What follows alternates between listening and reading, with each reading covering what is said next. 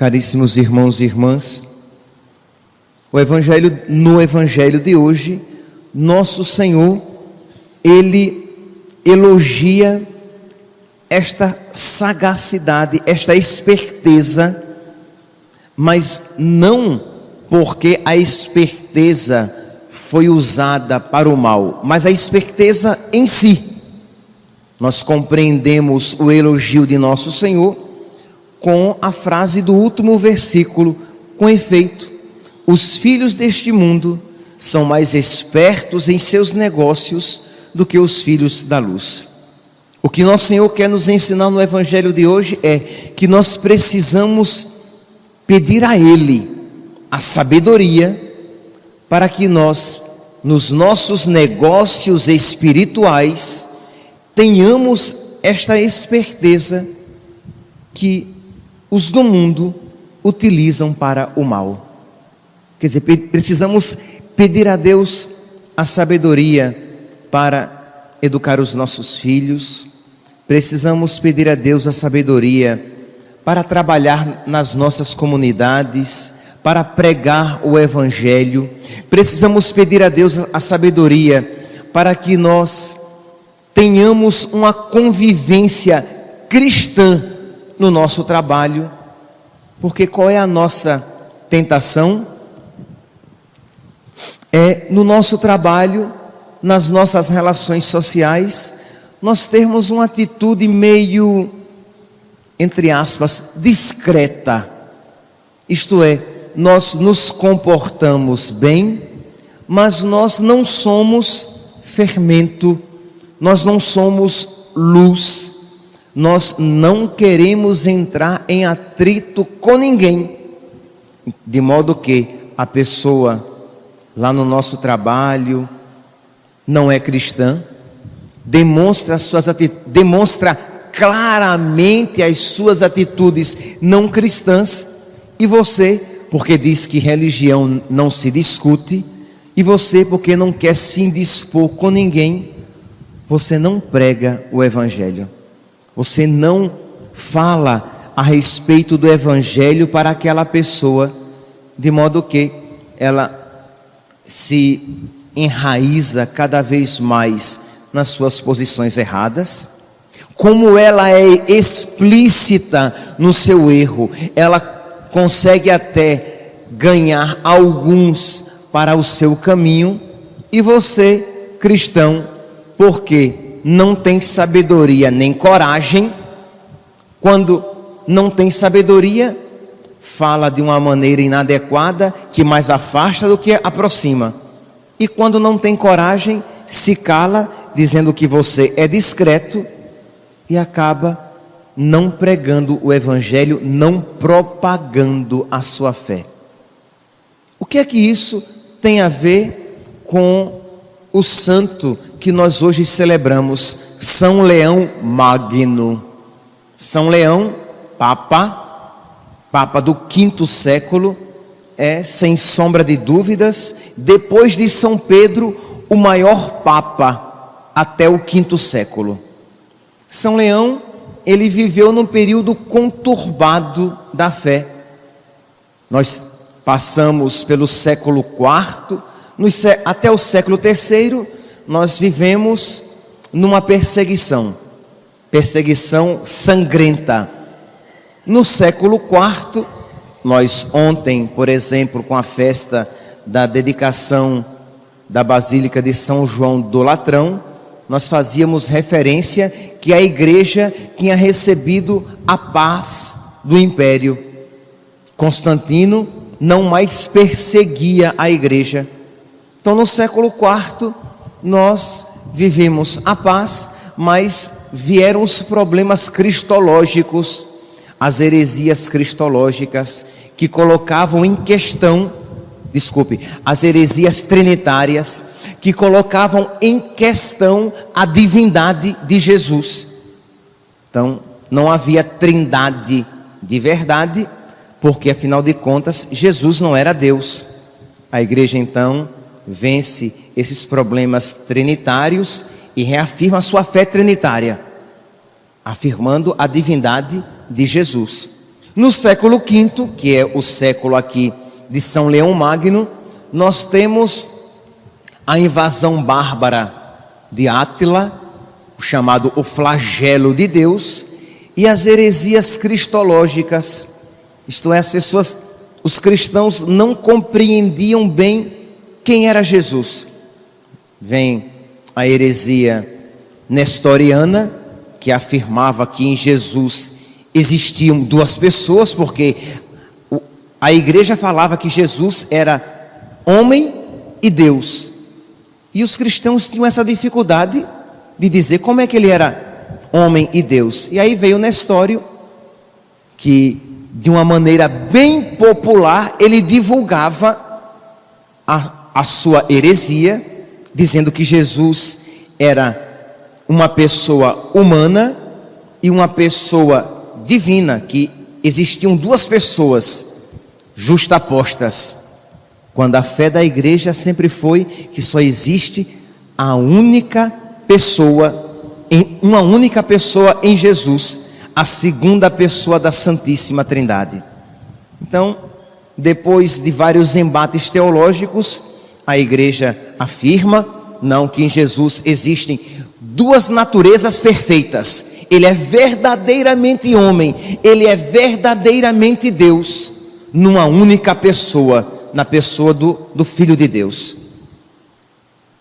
Isso se concretiza, mas descamba numa outra heresia, que é do tempo de São Leão Magno, que dizem, é verdade, são duas naturezas, mas que se juntam, estão tão juntas, que se confundem, que se misturam.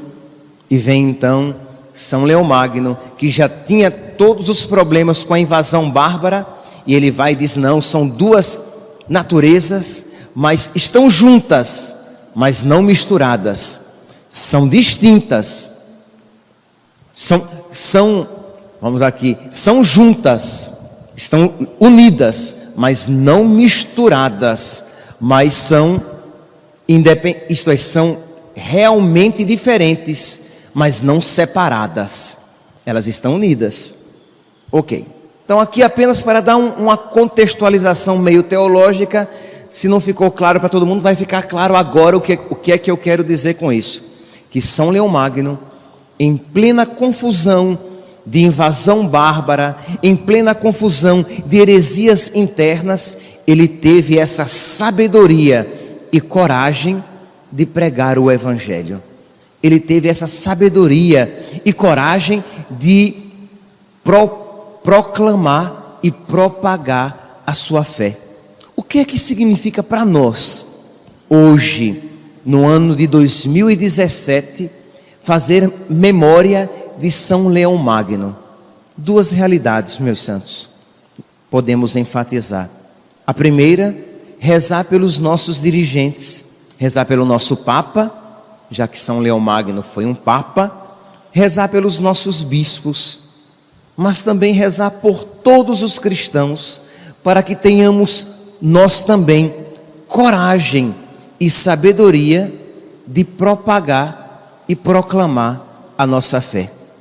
Hoje, os nossos problemas não são mais trinitários nem cristológicos, como na época de São Leão Magno. Hoje, os problemas não são mais se Jesus Cristo é ou não Deus. Hoje, os problemas não são mais se as duas naturezas de Jesus estão unidas e misturadas, ou se estão apenas juntas, ou se estão separadas. Hoje os problemas são outros, são se um católico, se um cristão, ele pode ou não viver a vida segundo a sua vontade, viver a sua sexualidade segundo a sua cabeça. Hoje o problema é que muitos cristãos católicos pensam que podem continuar católicos, cometendo o aborto, tomando pílula do dia seguinte, usando o dispositivo intrauterino, o DIU. Hoje as dificuldades são que muitos cristãos fazem uso dos anticoncepcionais e você sabe e você não diz nada porque é um problema dele, é um problema dela. Eu não vou entrar na intimidade dela, na intimidade dele, daquele casal que mata os seus filhos, mas que você, porque não quer entrar numa situação delicada, você não pede a Deus sabedoria para, repito, com sabedoria, levar o evangelho para aquele casal que é seu amigo. Isto é claro que você não vai de qualquer jeito repreender a pessoa, de maneira nenhuma, mas com sabedoria pregar o evangelho, levar a verdade para aquela pessoa, para que ela mude de vida, para que ela deixe de lado aquele pecado e entre na vida, na graça. Perceberam aqui, meus santos, quantas dificuldades nós temos no mundo de hoje? Por exemplo, eu lembro uma situação faz uns 6 meses, de uma pessoa católica, de uma pessoa reta diante de Deus, mas que não tinha se percebido de algo inadequado que ela estava fazendo. E eu percebi, e eu cheio de constrangimento, que afinal de contas é o padre, né? Então o padre dizer isso pode ofender a pessoa, e eu cheio de constrangimento, mas pedi a Deus sabedoria, e cheguei para essa pessoa e disse a essa pessoa que aquela roupa que ela portava não era nada de escandaloso, mas era inadequado. Disse com todo jeito, e pedi àquela pessoa que não me levasse a mal, que eu não queria o mal dela, muito pelo contrário, mas que eu queria o bem. E aquela pessoa ouviu, disse: padre, eu não tinha percebido, mas é verdade, nunca mais farei isso. Um exemplo tão simples, mas que às vezes nos custa tanto, porque nós temos muito respeito humano, nós temos muito receio de magoar as pessoas e perder o seu afeto e perder a sua amizade, mas deixamos que ela se perca de Cristo, de Deus. Como os nossos casais seriam mais santos se outros casais evangelizassem, não apenas o padre aqui no Ambão? Como, por exemplo, as nossas famílias seriam mais abertas à vida se outros casais conversassem com seus amigos com relação à generosidade, da abertura à vida?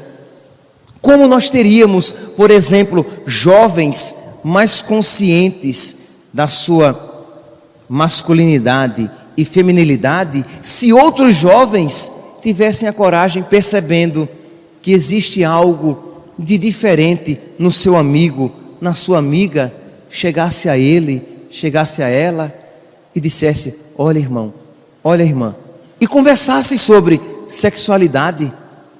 Mas não, nós temos tanto medo de magoar as pessoas, de ofendê-las, que acabamos por causar uma ofensa infinitamente maior, que é deixá-la no erro, porque nós temos um pudor, nós temos um receio do tamanho do mundo de magoar aquela pessoa, coisa que os cristãos, nos primeiros séculos, eles eram movidos pela caridade e não pelo amor próprio. Nós somos movidos pelo amor próprio e não pela caridade, isto é, pouco importa se ela está no erro, pouco importa se ela pode pagar com a vida eterna, com a sua própria salvação, aquelas suas atitudes. O que eu não quero é sair mal na fita, o que eu não quero é me queimar, o que eu não quero é talvez até ser preso, se eu falar sobre, por exemplo,